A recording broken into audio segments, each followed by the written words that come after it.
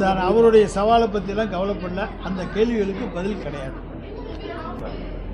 Sir. நான் தான் சொல்கிறேன், அவரை நாங்கள் ஒரு பொருட்டாகவே எடுத்துக்கொள்ளலை. தயவுசெய்து அந்த கேள்விகள் வேண்டாம்.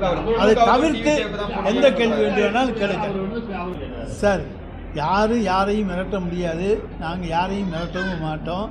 எங்களை பொறுத்த வரைக்கும் ஒன்றை மட்டும் சொல்லுகிறோம், வேறு அரசியல் கட்சிகளை பற்றி கேள்விகள். அவர்கள் கட்சிக்காகத்தான் முன்வரிசை இடம் கொடுத்திருக்கிறோம் என்றெல்லாம் உங்களுக்கு தெளிவாக விளக்கமாக சொல்லி இருக்கின்றோம். எந்த கட்சியையும் நாங்கள் அபகரிக்க வேண்டும் என்கின்ற எண்ணம் திராவிட முன்னேற்ற கழகத்துக்கு கிடையாது. ஏன்னா எங்களை பொறுத்த வரைக்கும் இன்றைக்கு 1 கோடிக்கு மேற்பட்ட குடும்பங்களை எங்களுடைய ஓரடியில் தமிழகம் அதில் இன்றைக்கு இணைத்திருக்கின்றோம்.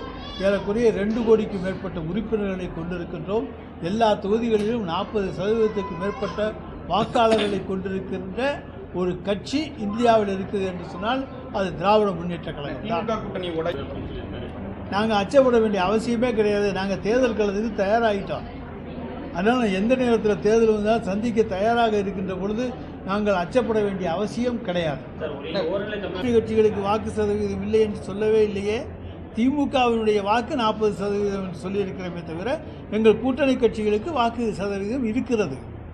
வந்த கட்சிகள் மொத்தரையும் எல்லாருமே எங்களுக்கு போட்டி திமுக தான், நேரடி போட்டியே திமுகவுக்கு எங்களுக்கு தான் ஒவ்வொரு கட்சியுமே தனித்தனியாக சொல்கிறாங்க. அது எப்படிங்க பார்க்குறேன்? அதுதான் ஏற்கனவே சொல்லியிருக்கிறேன், பழுத்த படத்தில் தான் கல்லடிப்படும். அதை போல் ஒவ்வொருத்தரும் திமுகவை சொன்னால் தான் தங்கள் அரசியலிலே தங்களை நிலைநிறுத்திக் கொள்ளும் என்கின்ற நிலைமைக்கு தள்ளப்பட்டு